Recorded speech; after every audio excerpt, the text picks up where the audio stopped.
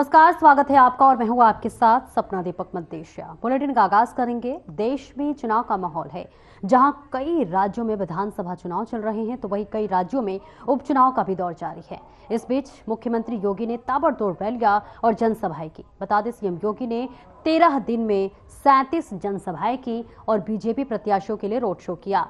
वहीं वोट के लिए अपील भी की। सीएम योगी ने यूपी, झारखंड, महाराष्ट्र में चुनाव प्रचार किया और इस चुनाव में प्रचार के समय सबसे ज्यादा डिमांड सीएम योगी की रही।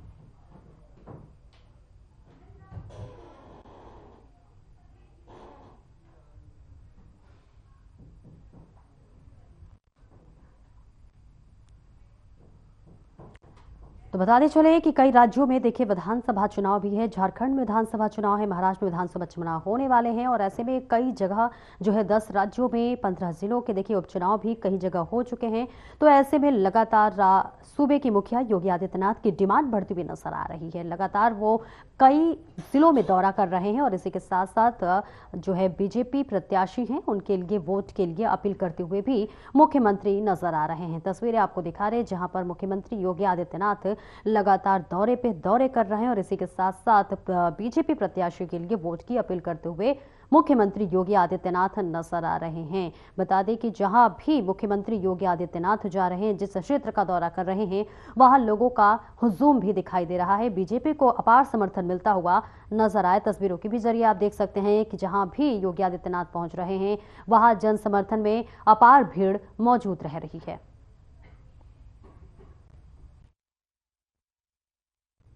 और खबर गांधीनगर से है, जहां पर गृह मंत्री अमित शाह ने 50वें अखिल भारतीय पुलिस विज्ञान सम्मेलन में शिरकत की। इस महत्वपूर्ण कार्यक्रम में मेरे साथ मंच पर उपस्थित गुजरात राज्य के सफल और लोकप्रिय मुख्यमंत्री श्रीमान भूपेंद्र भाई,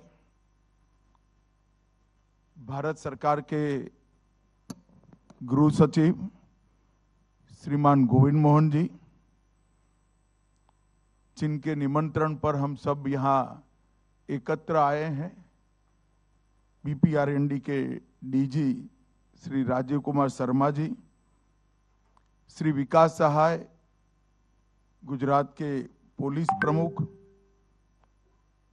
डॉक्टर बिमल भाई, जो हमारे एक प्रकार से होस्ट भी है और ये कॉन्फ्रेंस में महत्वपूर्ण भूमिका निभा रहे हैं, सी रवि जोसेफ लोकू जी, एडिशनल डीजी बीपीआरएनडी, और आज 50वीं अखिल भारतीय पुलिस विज्ञान कांग्रेस में उपस्थित सभी प्रतिभागीगण, आप सभी का मैं हृदय से स्वागत करता हूं। मीडिया के मित्र जरा सेट कर बैठ जाओ, मैं यहीं रहूंगा, हिलूंगा डुलूंगा नहीं, आराम से जरा बैठ जाइए। मित्रों,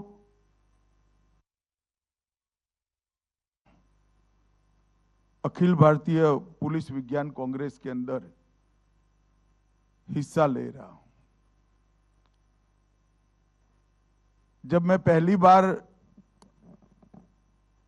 लखनऊ अखिल भारतीय पुलिस विज्ञान कांग्रेस में हिस्सा लेने के लिए मैंने हाँ बोला, तब एक उच्च पदस्थ अधिकारी का एक टिप्पणी था जो हम सब ने बहुत गंभीरता से लेना चाहिए। मैंने बीच में 3 वर्ष 3 सम्मेलन में इसका जिक्र नहीं किया, क्योंकि मैं खुद वो टिप्पणी को समझना चाहता था और इसका धरातल पर क्या सच्चाई है वो भी जानना चाहता।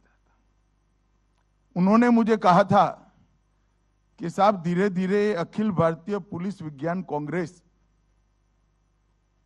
कर्मकांड बनकर रह गया है, मीटिंग का बहाना मात्र रहा है।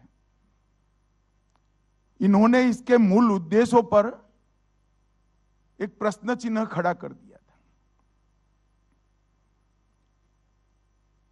मैं 4 बार, आज चौथी बार आया हूं, आज का एजेंडा भी मैंने डिटेल पढ़ा है। एजेंडा तैयार करने में भी, उसके पहले भी मैंने बीपीआरएनडी से चर्चा की है। मैं ये जो ग्रॉस स्टेटमेंट था इसको सिरे से नकार नहीं रहा हूं।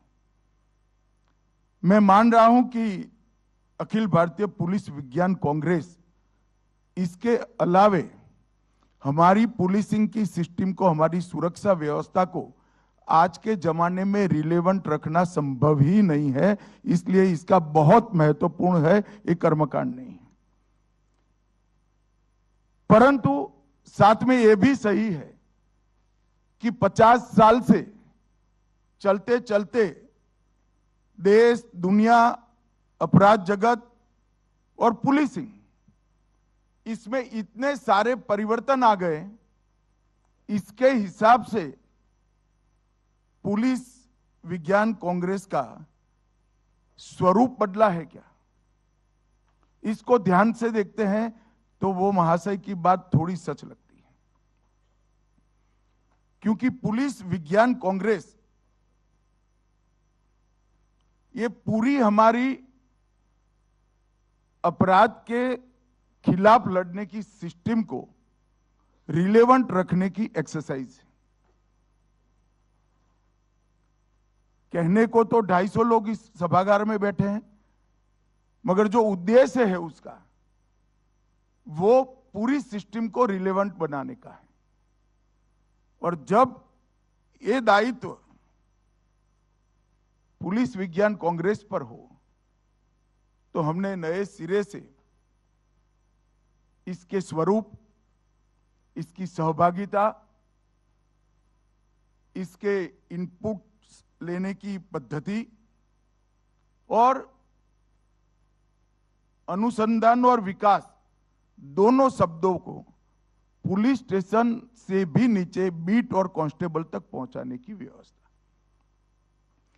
ये इसको समग्रता से पुनर्विचार करने का समय आ गया है। अच्छा ही है आज गृह सचिव महोदय यहां पर बैठे हैं। मेरा गृह सचिव महोदय से आग्रह रहेगा कि बीपीआरएनडी के डीजी, गृह सचिव महोदय और इसके सारे स्टेक होल्डर मिलकर एक मनोमंथन, चिंतन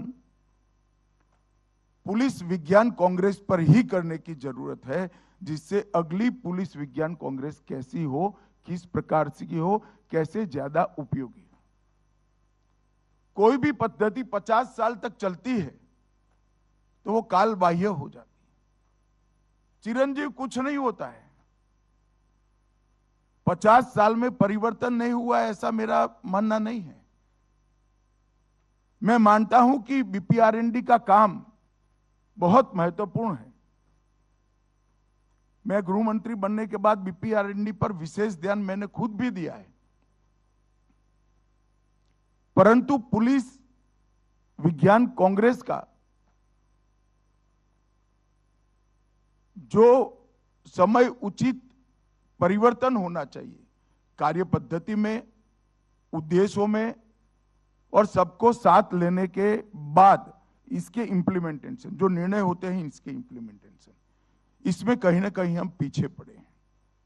और अगर इसको हम नए सिरे से नहीं सोचते हैं तो वो सज्जन का जो बयान था, एक ग्रॉस स्टेटमेंट था, शायद हम उसको सच साबित कर देंगे। तो मेरा सबसे पहले तो आग्रह है कि इसके पूरे स्वरूप पर हमने पुनः विचार करना चाहिए। आने वाली समय की चुनौतियों के समझे बगैर हमारा जो प्लानिंग होता है वो कभी सफल नहीं होता। हमें एक बात समझ लेनी चाहिए कि ये 10 साल में भारत विश्व का नेतृत्व हर क्षेत्र में करने के लिए आगे बढ़ रहा है। चाहे अर्थतंत्र की तालिका हो, चाहे टेक्नोलॉजी का क्षेत्र हो, चाहे सुरक्षा का क्षेत्र हो, चाहे शिक्षा का क्षेत्र हो, चाहे रिसर्च और डेवलपमेंट का क्षेत्र हो, चाहे इंफ्रास्ट्रक्चर की बात हो और व्यापार की बात हो, हर क्षेत्र में इस 10 वर्ष ने भारत ने कई दशकों की कमियों को पूरा कर कर आगे बढ़ने के लिए कदम भी उठाया है और हमें सफलता भी मिली। और मैं मानता हूं इसके कारण हमारी चुनौतियां कम नहीं होती है, बढ़ती है। क्योंकि कोई भी व्यवस्था में जब आप आगे बढ़ते हो तो किसी न किसी का स्थान लोगे, रेजिस्टेंस जरूर आएगा। और वो रेजिस्टेंस को आपने एनालिसिस कर कर हमें आगे बढ़ना। कुछ आश्चर्यजनक सफलताएं हमने प्राप्त की। 11वें नंबर पर हमारा अर्थतंत्र था, हम 5वें नंबर पर ले आए। और मैं विश्वास के साथ कह सकता हूं कि 1 अप्रैल 2028 के पहले हम दुनिया का 3रे नंबर का अर्थतंत्र बन जाएंगे।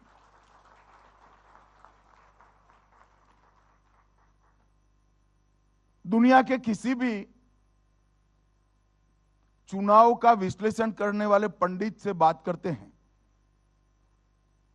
तो उनको आश्चर्य होता है कि 97 करोड़ पंजीकृत मतदाताओं का वोटिंग कोई गड़बड़ के बगैर हो गया और सिर्फ 16 बूथों के अंदर पुनः मतदान हुआ।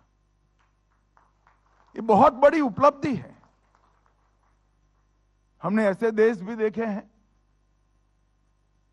जो टेक्नोलॉजी की दृष्टि से बहुत आगे होते हैं और महीनों तक उनके परिणाम घोषित नहीं होते। हमारे यहां 7 बजे मत गिनती शुरू हुई और 1 बजे परिणाम घोषित हो जाता है, विवाद भी नहीं होता है।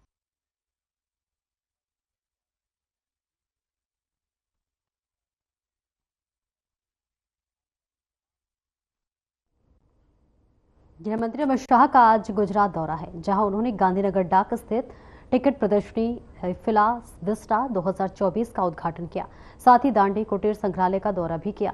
इस प्रदर्शनी में दुर्लभ और स्मारक टिकटों का संग्रह प्रदर्शित किया गया, जो पूरे क्षेत्र से डाक टिकट संग्रहकर्ताओं और उत्साही लोगों को आकर्षित करेगा। और इसके साथ ही केंद्रीय मंत्री ने गांधीनगर में राष्ट्रीय रक्षा विश्वविद्यालय में 50वें अखिल भारतीय पुलिस विज्ञान सम्मेलन में भाग लिया। बताते चले कि इस सम्मेलन में पुलिसिंग और सार्वजनिक सुरक्षा में प्रगति पर चर्चा करने के लिए कानूनी प्रवर्तन अधिकारी, विशेषज्ञ और नीति निर्माता एक साथ आए।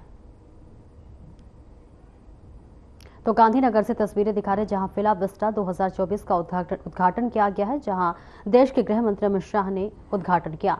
दांडी कुटीर संग्रहालय का ये दौरा है, बेहद महत्वपूर्ण दौरा जो है गृह मंत्री का बताया जा रहा है। जहां तस्वीरों में भी आप देख सकते हैं, यहां पर उद्घाटन करते हुए देश के गृह मंत्री अमित शाह नजर आ रहे हैं, जहां पर बताते चले कि उनके साथ कई दिग्गजों की भी मौजूदगी नजर आई। दांडी कुटीर संग्रहालय का दौरा किया और इसी के साथ साथ तमाम जगहों का भी स्थलीय निरीक्षण करते हुए गृह मंत्री नजर आए और इसी के साथ साथ अधिकारियों को उच्च दिशा निर्देश देते हुए भी गृह मंत्री नजर आए। फिला विस्टा 2024 के उद्घाटन समारोह में गृह मंत्री पहुंचे हुए थे और उद्घाटन के साथ उन्होंने इस पूरे समारोह में शिरकत की, भव्यता बढ़ाते हुए मुख्य जो है गृह मंत्री अमित शाह की मौजूदगी रही।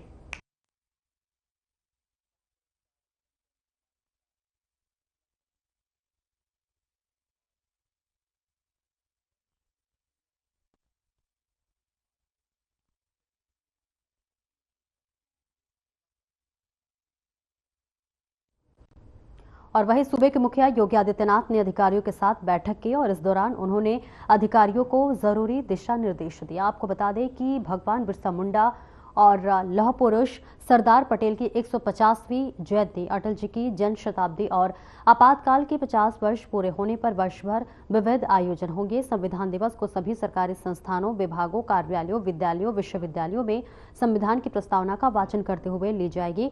संविधान के प्रति निष्ठा की शपथ दिलाई जाएगी। मुख्यमंत्री ने महाकुंभ मेला परिसर में संविधान गैलरी तैयार करने के निर्देश दिए। बता दें कि जनजातीय समाज के गौरव प्रदर्शित करने जनजातीय गैलरी भी खास होगी।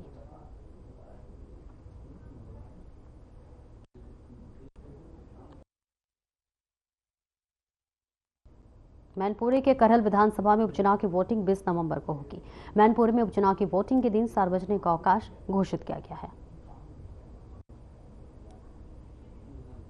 तो देखिए उपचुनाव होने वाले हैं उत्तर प्रदेश में, जिसके लिए 20 नवंबर को वोटिंग होने वाली है, यानी कि कल, जिसके लिए पूरी तैयारी कर ली गई है। वोटिंग के दिन सार्वजनिक अवकाश घोषित कर दिया गया है, यानी कि छुट्टी दे दी गई है। और इसी के साथ साथ पूरी तैयारी जो है पूर्ण कर ली गई है। सुरक्षा के भी खास इंतजाम किए गए हैं। और इसी के साथ साथ आपको ये भी बताते चले कि लगातार मुख्यमंत्री भी वोटिंग के मद्देनजर दौरा करते हुए भी नजर आ रहे हैं, जहां पर उनकी डिमांड बढ़ती हुई नजर आ रही है। और न सिर्फ यूपी विधानसभा उपचुनाव के लिए, बल्कि कई राज्यों में देखिए विधानसभा चुनाव भी है, और ऐसे में लगातार महत्वपूर्ण दौरा किया जा रहा है।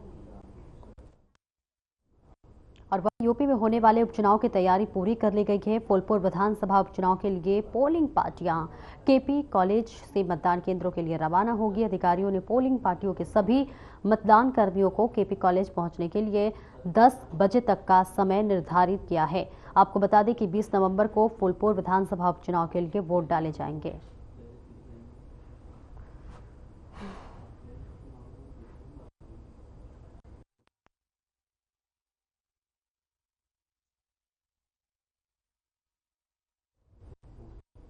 और वहीं मुख्य सचिव मनोज कुमार ने वीडियो कॉन्फ्रेंसिंग के जरिए बैठक की है। बैठक में जिलों के जो है जिलाधिकारी और मंडलायुक्त एयर क्वालिटी के विषय पर खास निर्देश दिए गए। उन्होंने कहा कि ग्रेडेड रिस्पांस एक्शन प्लान के निर्देशों का अनुपालन हो। विशेष तौर पर एनसीआर के 8 जिलों के डीएम को दिशा निर्देश दिए गए हैं।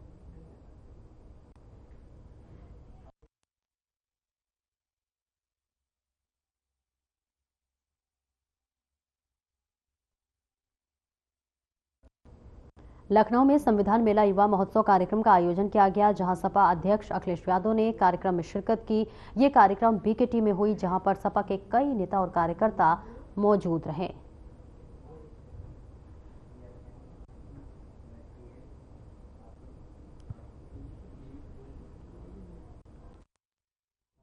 माध्यमिक शिक्षा विभाग द्वारा 68वीं राष्ट्रीय विद्यालयी एथलेटिक्स अंडर 17 बालक बालिका प्रतियोगिता 2024-25 का आयोजन गुरु गोविंद सिंह स्पोर्ट्स कॉलेज लखनऊ में कराया जा रहा है। लोक भवन में उत्तर प्रदेश सरकार के माध्यमिक शिक्षा वित्त एवं गृह के ऊपर अपर मुख्य सचिव दीपक कुमार ने उक्त प्रतियोगिता के लोगो, शुभंकर एवं ट्रॉफी का अनावरण किया।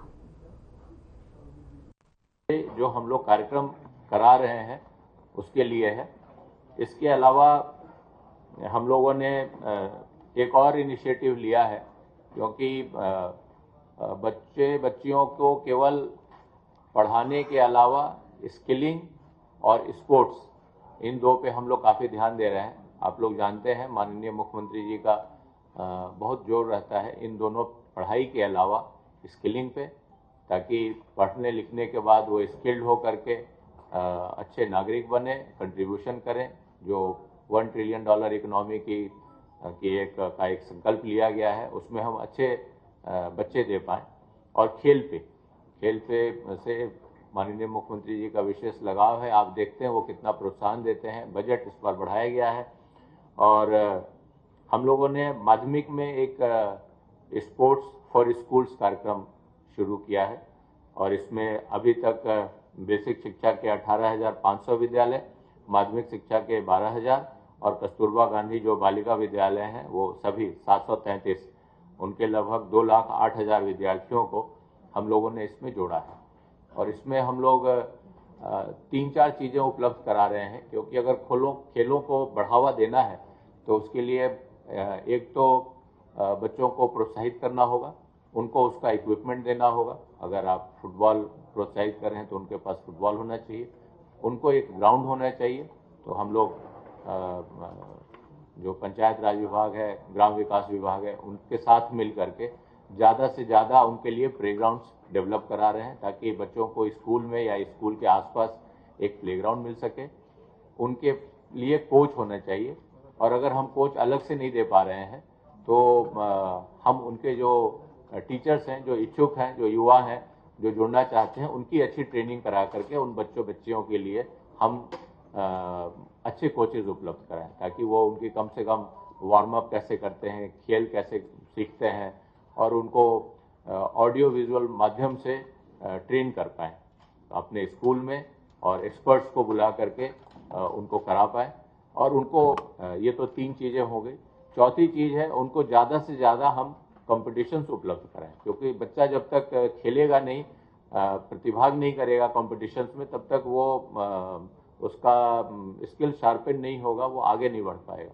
तो हम लोग ये कोशिश कर रहे हैं कि ब्लॉक लेवल पे, फिर डिस्ट्रिक्ट लेवल पे, फिर मंडल स्तर पे, और फिर राज्य स्तर पे, और फिर राष्ट्रीय स्तर पे इनकी प्रतिभागिता कराएं। तो जितना उनको ज़्यादा मौका मिलेगा, वो ज़्यादा से ज़्यादा बच्चे आएंगे दूसरे स्टेट्स के, उनके साथ वो कम्पीट करेंगे, अपनी कमियां समझेंगे, ज़्यादा एक्सपर्ट होंगे, दूसरे स्टेट्स में जाएंगे, दूसरे स्टेट का कल्चर सीखेंगे, बच्चों के साथ आदान प्रदान करेंगे, उनकी एक जनरल अवेयरनेस बढ़ेगी, और गेम्स में और पढ़ाई में कॉम्पिटेंस बढ़ेगा, कॉन्फिडेंस आएगा, और वो फिर नेशनल लेवल तक जाएंगे, और अगर बहुत अच्छे हैं तो फिर इंटरनेशनल लेवल तक जाएंगे।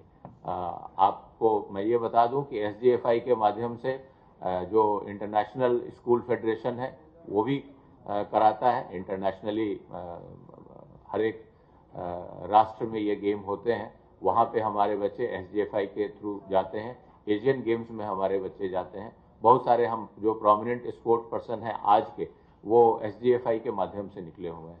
तो SGFI के थ्रू और अपने माध्यमिक शिक्षा विभाग और बेसिक शिक्षा विभाग की तरफ से हम लोग ये कोशिश कर रहे हैं कि ज़्यादा से ज़्यादा बच्चे इसमें गेम्स के प्रति लालायित हों, प्रोत्साहित हों, उनको हम इक्विपमेंट अवेलेबल कराएं, उनको ड्रेस अवेलेबल कराएं, क्योंकि बच्चों के पास जब ड्रेस होगा, जब बूट्स होंगे, खेलने के लिए इक्विपमेंट होगा, तो वो खेल पाएंगे। और उनके पास अच्छे कोचेज होने चाहिए, उनके टीचर्स ट्रेन होने चाहिए, उनको उनके लिए प्लेग्राउंड होना चाहिए, और उनको पार्टिसिपेशन के लिए फॉर्मेट मिलना चाहिए, और एक स्टेज अवेलेबल होना चाहिए। तो इन 4 मकसदों के साथ हम लोगों ने ये आयोजन किया है।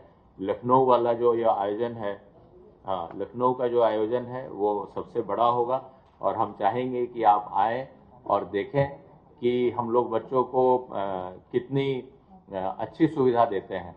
हम ये कोशिश करते हैं कि जितने स्टेट्स, यूनियन टेरिटरीज के बच्चे बाहर से आ रहे हैं, वो हमारे लिए गेस्ट हैं, उनके लिए हम अच्छी व्यवस्था कराते हैं, ठहरने की, ट्रांसपोर्टेशन की, उनके अराइवल से लेकर के उनके डिपार्चर तक उनको एज गेस्ट हम ट्रीट करते हैं, उनको हम कुछ गिफ्ट देते हैं, और उनको यूपी के जो दर्शनीय स्थल हैं वहाँ उनको घुमाते फिराते हैं।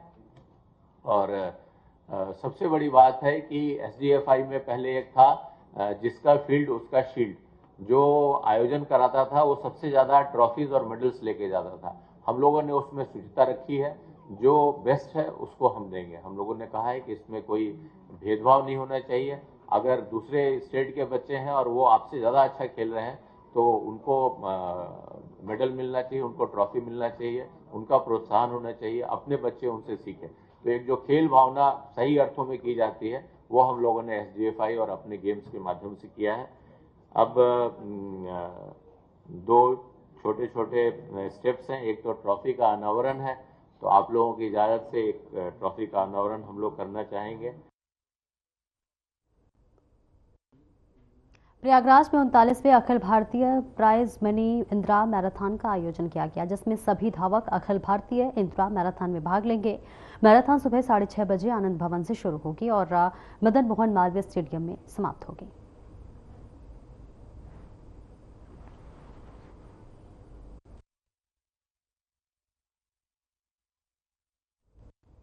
और उत्तर प्रदेश के लखनऊ में शादी के बाद पंजीकरण का ट्रेंड बढ़ा है। नए जोड़े 7 फेरों के साथ ही कानूनी बंधन का 8वां वचन ले रहे हैं।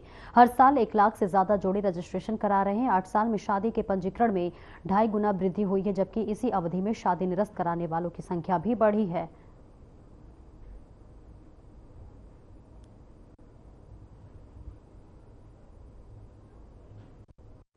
महाकुंभ के लिए भूमि का आवंटन होगा। निर्वाणी अनी अखाड़ा, दिगंबर अनी अखाड़ा को भूमि आवंटित होगी। निर्मोही अखाड़े को भूमि आवंटित होगी। त्रिवेणी मार्ग पर तीनों अखाड़ों को भूमि आवंटित की जाएगी। 10 अखाड़ों को मेला प्रशासन ने भूमि आवंटित की है।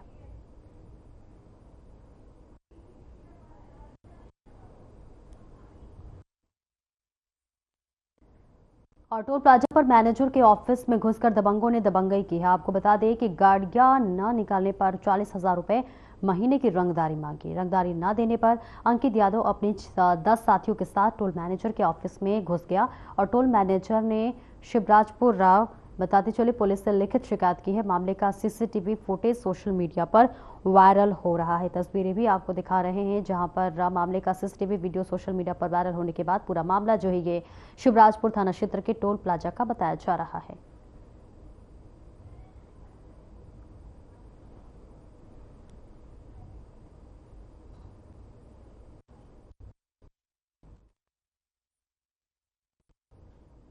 और वहीं काशी विश्वविद्यालय कुलाधिपति जस्टिस गिरधर बालवीय का निधन, अंतिम संस्कार 11 बजे रसूलाबाद घाट प्रयागराज में हुआ। बताते चले कि प्रधानमंत्री के काशी चुनाव लड़ने के दौरान ये प्रथम प्रस्तावक थे।